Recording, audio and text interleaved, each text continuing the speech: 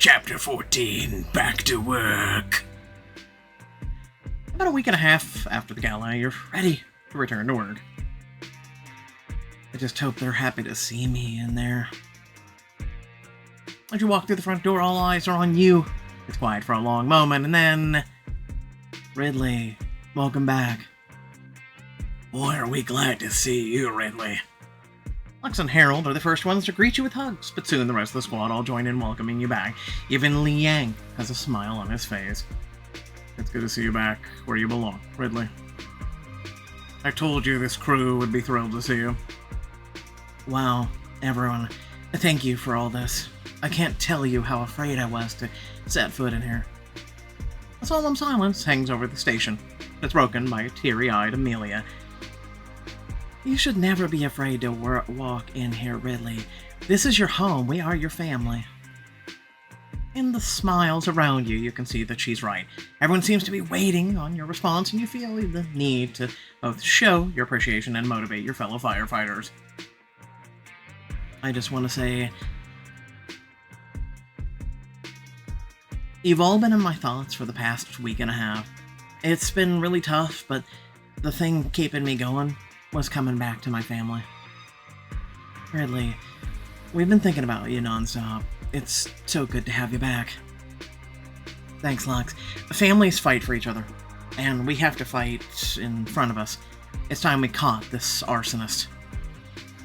Damn right we will.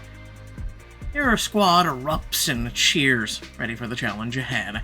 As you're reacclimating yourself to the station, you're met by another familiar face. It's good to see you, Ridley. Oh. Hey. A solemn silence sits between the two of you. Look, I don't want there to be any awkwardness between us. You nervously shift in your shoes, wondering what Declan will say. You were faced with an impossible decision. I don't blame you at all for my mother's death. He limps over to you and hugs you tightly. Deck, I really appreciate you saying that. You have no idea how much I've tortured myself over it. There's no need to. I know how much you liked and respected my mom. Your moment of reconciliation is quickly broken up by Amelia, who runs up to the two of you. She shakes her head at Declan. Are you walking around again? What part of death's duty do you not understand? He rolls his eyes at you as he limps back to his desk. Yeah, I'm on death's duty until I've recovered from my injuries. You don't need to take it so seriously. One of us has to. You're not going to heal if you're constantly hobbling all over the station. Ridley, see what I'm dealing with? I don't know. Nick, I think Amelia is right. The last thing you want to do is re-aggravate any injury and be stuck on the sidelines any longer than necessary. See, Ridley knows what she's talking about. Alright, I'm going back to my stupid desk, but Ridley, it's good to see you back. He hugs you one more time, and this time it's you who hugs him tightly. I'm so glad to have a friend like Declan. He could very easily have held a grudge against me, and I wouldn't blame him. In the corner of the room, you spot Liang watching your interaction with a conflicted look. I bet the last week and a half has brought up a bunch of memories of Shelley. As you offer Liang a wan smile, an idea occurs to you. This might be the best possible time to bring Phoenix and Liang together to work out their differences. He's off to find Phoenix and soon end up in his office. Hey Ridley, how are you readjusting? So far so good. Mostly just catching up with everyone. You lock eyes on Phoenix, and it doesn't take him long to realize that you're in his office for a reason. What is it? I'm not sure if I should just come out with my crazy idea or ease him into it. I should just tell him by spitting it out. Please don't get mad, but I think you and Liang should have a talk about Shelley today. He takes a deep inhale and then sighs. You've been back for all of 30 minutes, and this is what you'll come up with. If you two are ever going to be clearing the air, this might be the best time. I'm sure you've both been thinking about it a lot. Phoenix is quiet for a long moment, considering. At least he hasn't thrown me out of his office yet. That's a good sign. Not a crazy idea, Ridley. And you may be right about the timing. Your face lights up, feeling like your crazy plan might actually work. But there's just one thing. So close. Here it comes. This is hard for me to say, but I don't think I can navigate the kind of talk on my own. He takes another deep breath before capturing your gaze with his piercing eyes. Ridley, will you be in the room with us and help guide the conversation so we don't turn it into a screaming match? Diamond choice, I'm assuming. Oh, look at that. I'd be honored to help you and Liang.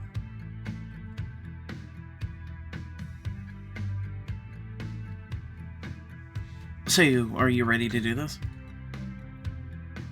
Yes, but not here. If we do it in my office, Liang might feel like I'm trying to take advantage.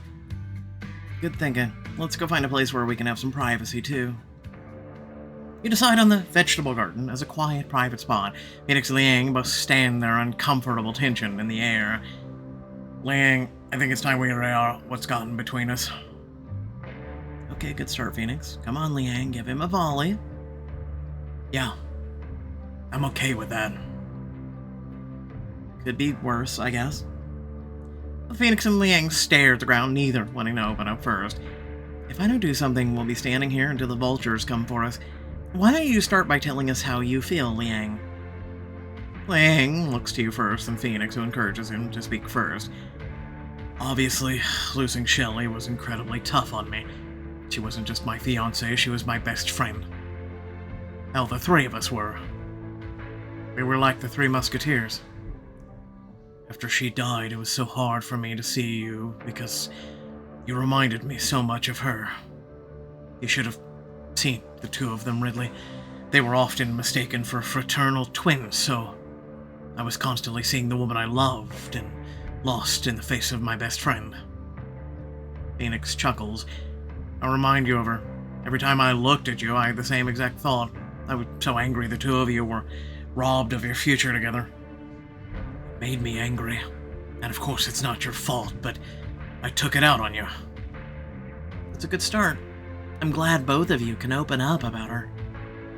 Liang kicks a pebble in the garden, looking for words to express what he needs to. And it was even harder for me to look at you, knowing that I let you and the whole Phoenix family down. Wait, you thought... Phoenix can't even finish his sentence, he's so shocked. This is interesting. Liang, could you elaborate? I was the more experienced one. I was responsible for what happened in that fire. Because I wasn't 100% on my game, I cost you a sister. And your parents a daughter. Phoenix stands in stunned silence, shaking his head no. All this time, I thought you blamed me for her death. This time it's Liang to turn to act surprised. How could I ever blame you? The two fall into silence again, and you take it as a cue to speak up. I think we're making good progress. To reiterate, neither of you blame the other for Shelley's death. Of course not, Liang. You were one hell of a firefighter. The same goes for you, and I never blamed you and never will. So, my next question is... what is the path forward? Again, neither want to speak first, so you encourage Phoenix to get the ball rolling. I just want us to be friends again, Liang. I know it won't happen overnight, but I want us to make the effort. I think I want the same thing. Both stand eye to eye, and it feels like you're close to a resolution. Life is too short for us to continue on the way we've been. I want to put all of our bad feelings in the past. Phoenix offers his hand to Liang, who doesn't break his gaze from Phoenix. Come on, Liang, please shake his freaking hand, we're so close. Phoenix's hand doesn't move as a grin slowly creeps across Liang's face, and then he does the unthinkable. He's probably gonna hug him. Come here, Phoenix. Liang pulls him into a big hug, completely surprising the two of you. Phoenix quickly gets over his surprise, though, and hugs him back. Yes! I'm so glad this worked. I feel like a giant weight has been lifted off my chest. Mine too. And Ridley, we have you to thank for it, seriously. Thank you for giving me my best friend back. Phoenix, Liang... After the past week, I'm glad I could help bring about some happiness. I've been blaming myself for so much, it felt good to do something selfless. Well, if we can't blame each other for Shelley, you can't blame yourself for the Commissioner's death. Agreed. If you want to blame someone for Krista's death, look no further than our arsonist. And we'll bring them to justice. The three of you look around at each other, all smiles, before heading back inside the station. Later in the afternoon, you're nearly finished with your first shift back when... The sound of the alarm gives you a lump in your throat. It's open for a quiet, uneventful first day back. But you sit up and suit up, ready to do your duty. As your squad piles into the trucks, Lux catches your eye. Everything okay, Ridley?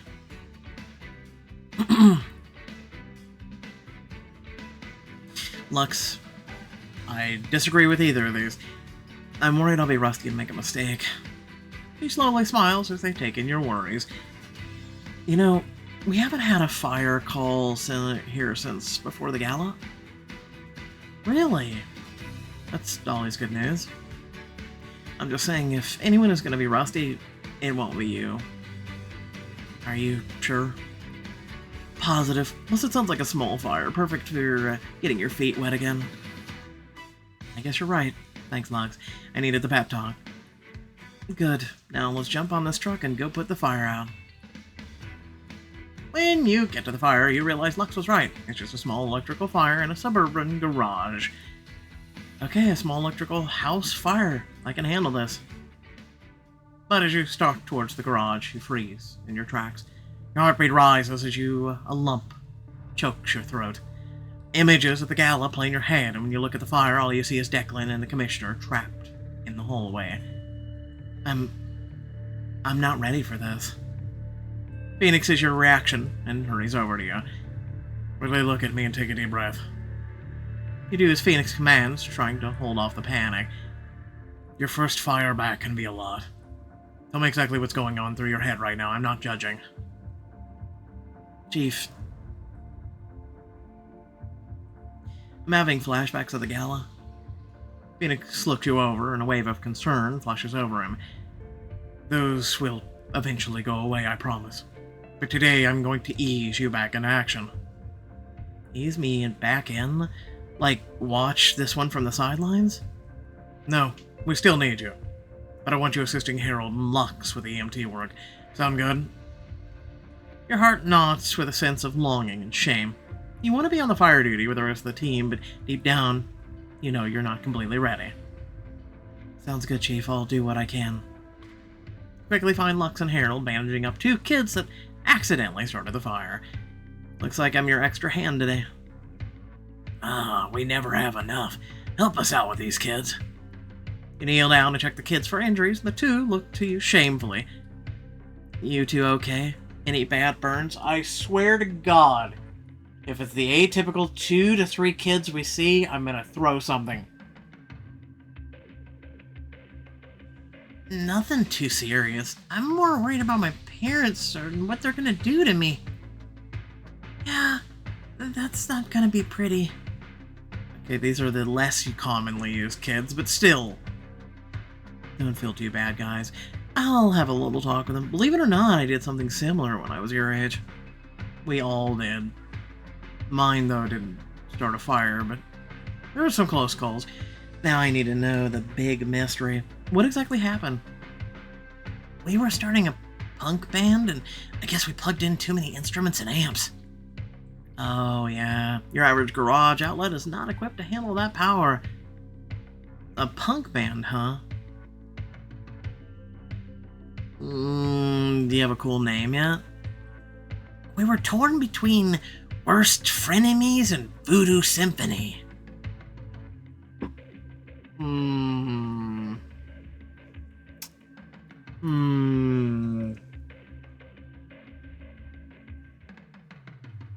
But now we think Firestarter is a much cooler punk name. That's been done already. You certainly have the story to go with it. You share a laugh with the kids and it distracts you from your unease. I'm glad I'm helping again, but I wish I could be doing more. Gazing back at the fire, you catch sight of Amelia nervously staring down the fire. Oh no, I know that look. It's Amelia's first fire since the Gala, too. You make sure the kids look good and approach Amelia. You look rattled. Everything okay? She turns from the fire to you, and you can see the panic in her face. The same way that you faced earlier. I thought I'd be okay, but I keep thinking about Declan's mom. I don't know if I can go in there alone. This is okay. As long as the fire keeps going, eventually the house will burn down. Oh, Jesus Christ. She needs someone with her to feel safe. If I can face the fire alongside her... He rests a reassuring hand on Amelia's shoulder. You can do this, or I've got your back. Let's do this together. I've got your back. Let's do this together. Are you sure, Ridley? I thought you weren't ready either. To be honest, I'm not, but together we can be strong for each other. Okay, if you're willing to do it, then so am I. This is our job, Amelia. This is what we do. Smile at Amelia before pulling down your masks, and both of you head into the fire. And immediately run into Phoenix. Ridley, I thought you were helping Lux and Harold. They're fine. Amelia needs me more. Phoenix looks from you to Amelia. You can tell he's unsure, but he's not going to argue. Okay, you can either help me with clearing the path or Liang on the hose. Liang with the hose. Find Liang at the back of the garage, spraying down a wall. Hey Liang, we're here to help. Good. I've got most of this wall taken care of. There are some boxes over there that it's spread to hose those down. Got it. The two of you grab a hose and begin spraying the boxes. Liang yells above the roar of the flames. Good to see you both in here. First fire back is always tough. Absolutely.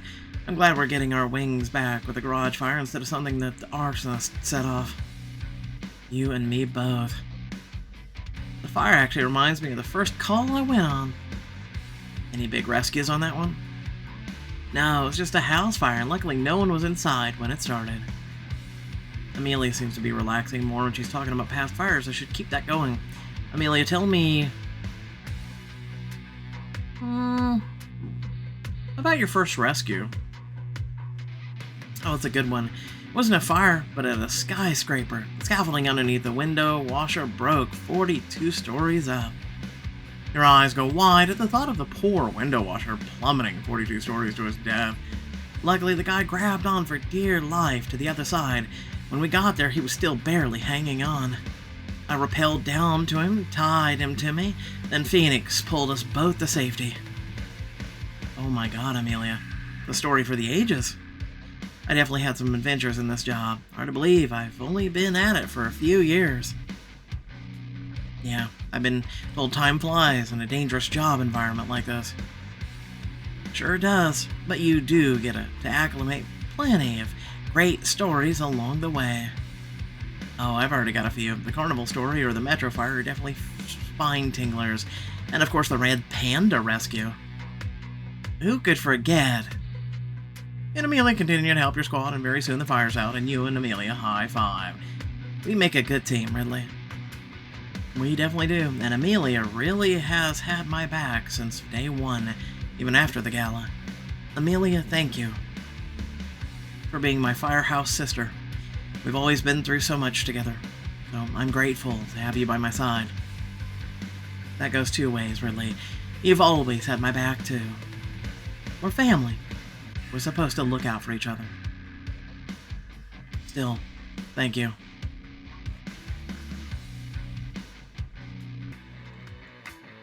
Eventually your squad douses out the fire just as the kids' parents return home. They're distraught when they see the garage. What on earth happened here? Oh, you're the parents for these kids too?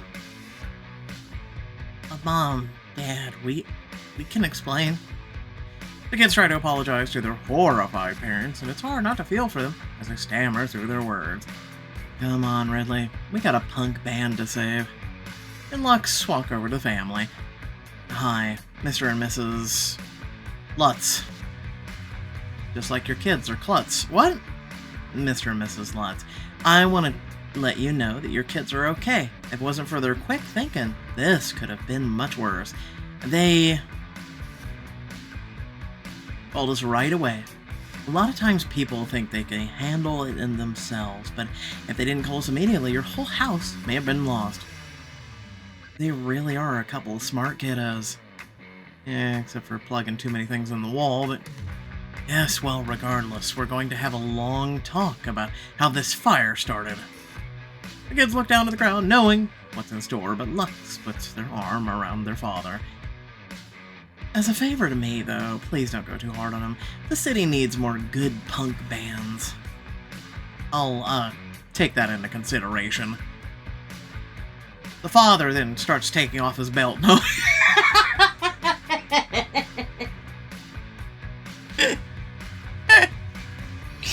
I just had to. Leave me alone. As you and Lux leave the family and begin packing up the truck, it's hard not to think about the Campbell family. Their family was ripped apart, but at least we were able to save this family today. You're not the only one with those thoughts, as your entire squad seems to be talking about. We have a memorial for Krista, but we still haven't had the real send-off, and I think today's the perfect day for it. I'll give them a call and let them know we're coming. Your squad all rally around Phoenix and Liang, but you're confused. Wait, what's this real send-off? They're probably going to the bar. When a firefighter dies, we have a memorial service. But we honor them again by taking the whole squad out together and telling our favorite stories about them. And O'Malley's has always been the place to go. Yep. Well, count me in. The squad quickly returns to the station, changes clothes, and soon is out at O'Malley's, waiting on your first beer.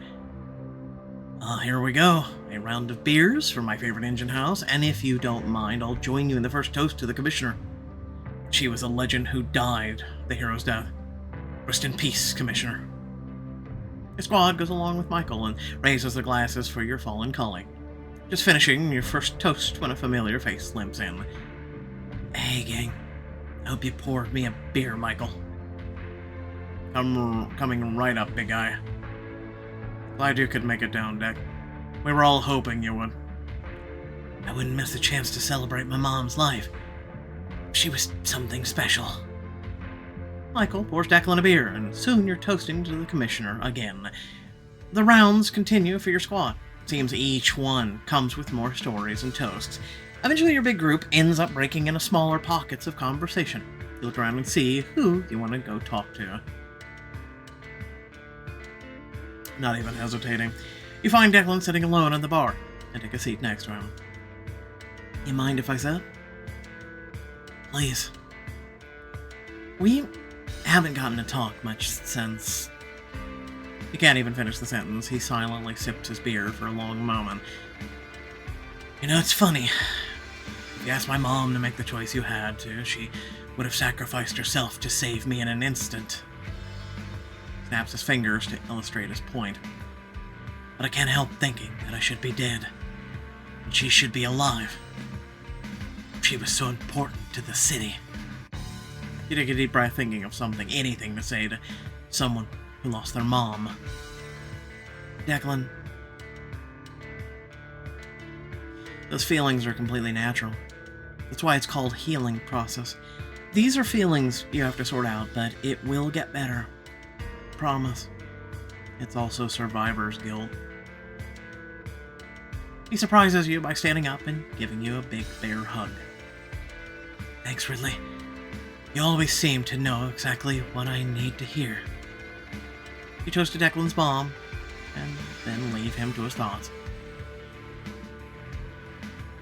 Find Harold and Liang playing darts in the corner, discussing the state of the squad.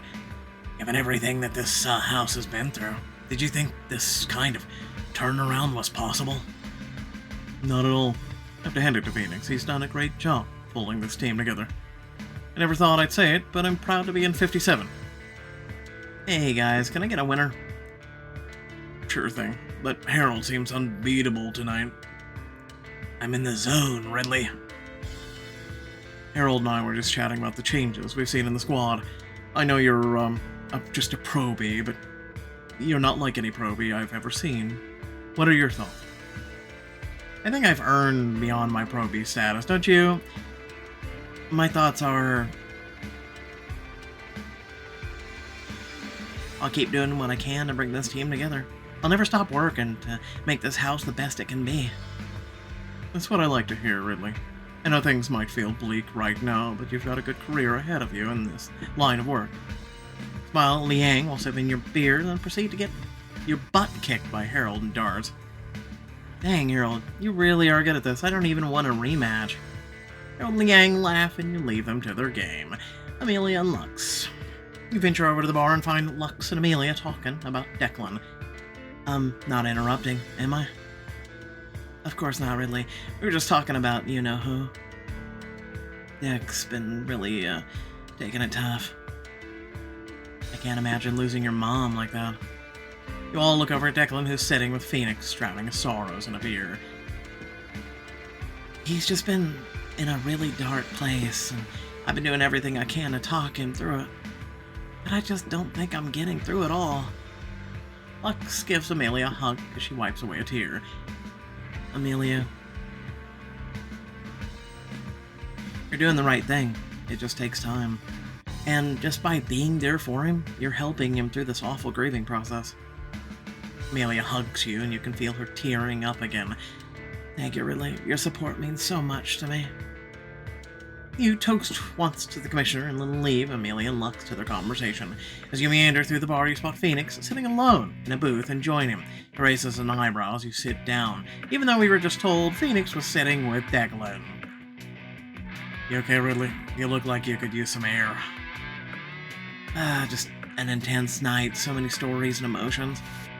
Yeah, these nights are always cathartic but exhausting.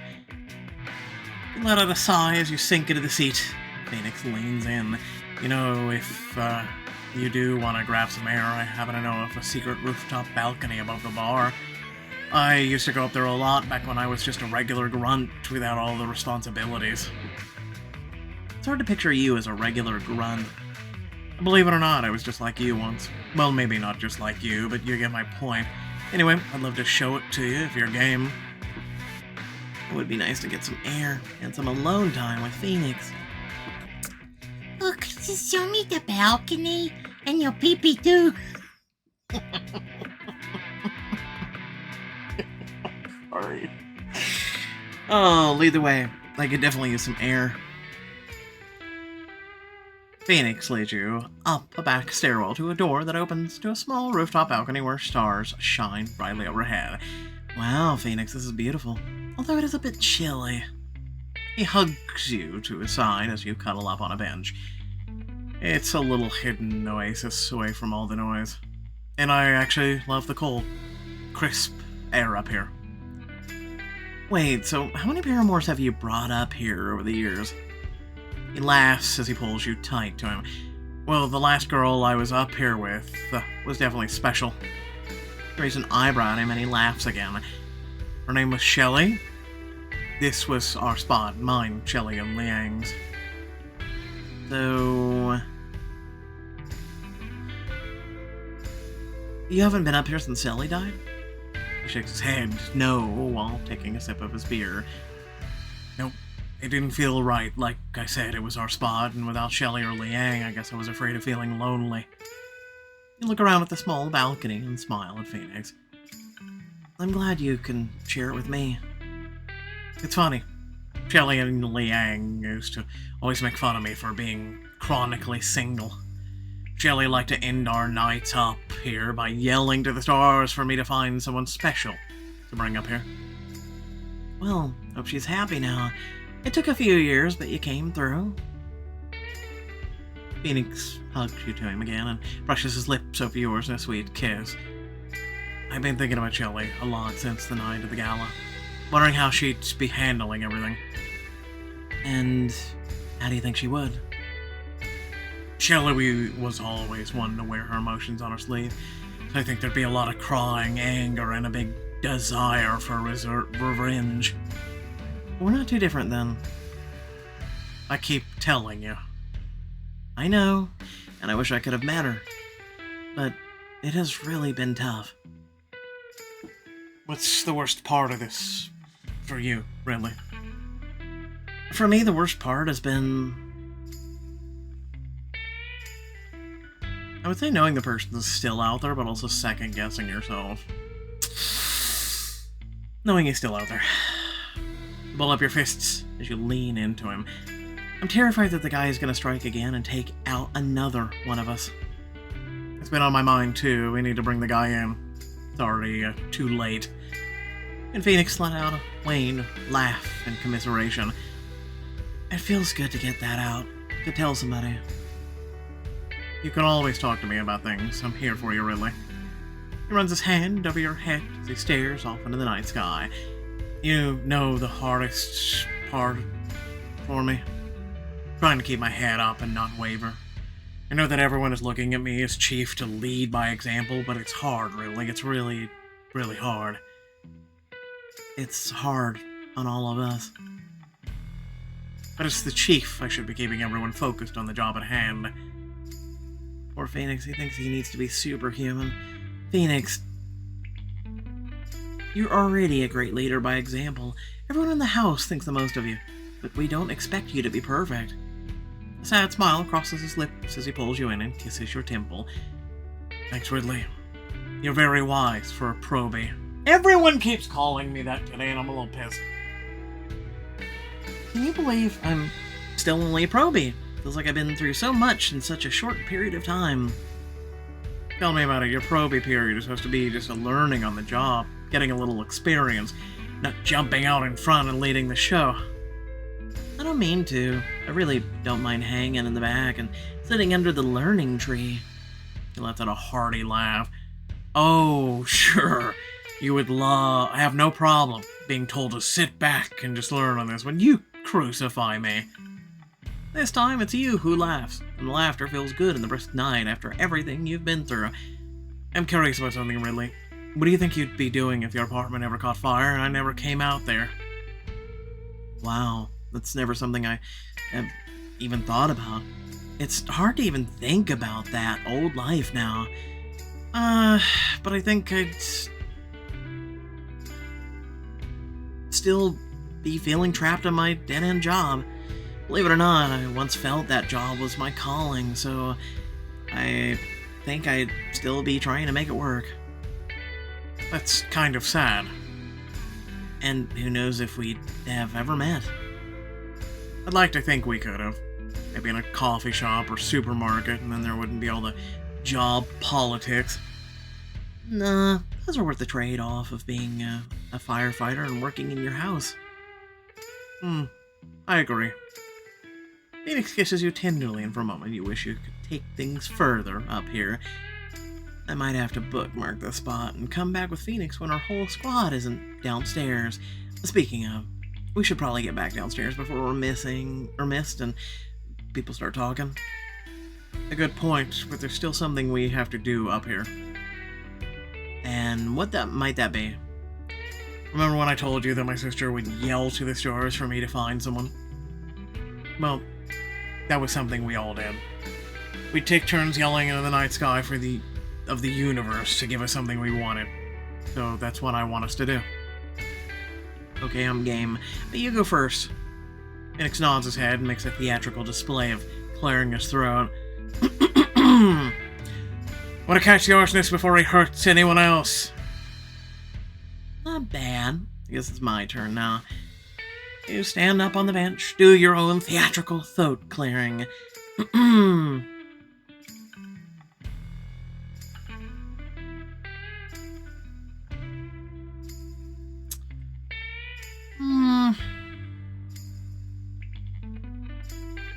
Let's think beyond the arsonist, shall we?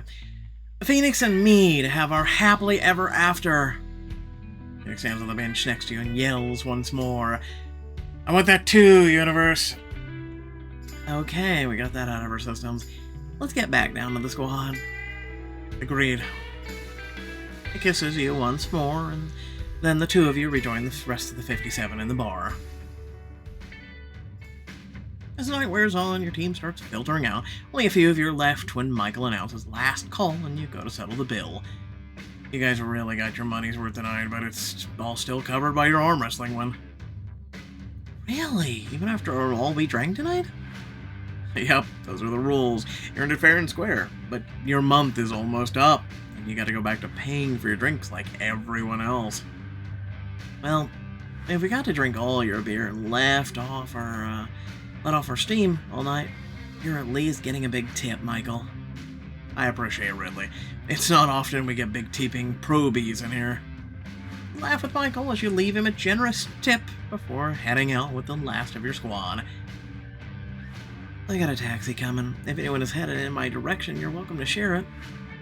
I'll jump in with you, Lux. I probably shouldn't be driving at this point. Your team gets in their cars or taxis. You realize you left your keys inside. Oh, they must be on the table still. Want me to go back in and grab them? It's alright, I got it. You go back in the bar looking for your keys when you spot them underneath the table you were sitting at. But as you bend down to pick them up, you notice something familiar. The smell. It's the accelerant. As you stand back up and turn around, you're not prepared for what you see next. Michael, you're our arsonist? Or, hear me out. Right after I say this. Remember, if you did enjoy the content, remember to like, share, and subscribe. Head now, description, play things to check out, ways to support, and whatnot. Let me know in the comment section below what you think, but here we go. This is what I think. Okay, so it's chapter 14. We're going into 15. Either Michael's the arsonist, or, and I said this back at like chapter 8 or something, give or take. It was a while back. It was when Michael first appeared. That there would be something happen to the bar. And it would be like emotionally driven and drama fueled and yada yada yada. So those are my two hypotheses. Either yes, Michael is the arsonist, which is a little too convenient in my opinion for book writing, but I digress. It's, I guess, something that maybe would be on the Lifetime movie network or something, but not something that would be like a big box office movie or even worth a crap watching besides once, you're just scrolling, doom scrolling as they call it, right? Doom scrolling through like, maybe TV or something. You're like, oh, what's this? Right? Like, let's be honest, we would probably not be watching this. We'd be picking something that we actually care about. But so far this book has been all right. It's been all right. It's not great. It's not, it's okay, it's good. It's like 6 out of 10 for me, right? Again, let me know, so again, I'm very curious. Let me know if, you guys picked Declan's mom. Let me know the differences. Was there differences, the whole 9 yards? Yeah, I'd really like to know. Aside from that, like I said, there's either one of two possibilities. Either the bar is about to go and, the arsonist is specifically targeting the bar because it's the Engine 57 and a bunch of firefighters and yada, yada, yada. And, this is kind of like a gem in the crown for this person. Or if Michael is actually the arsonist, which is just so underwhelmingly just blasé. I don't know. Yeah, no, thanks for watching. Catch you all later. Peace out.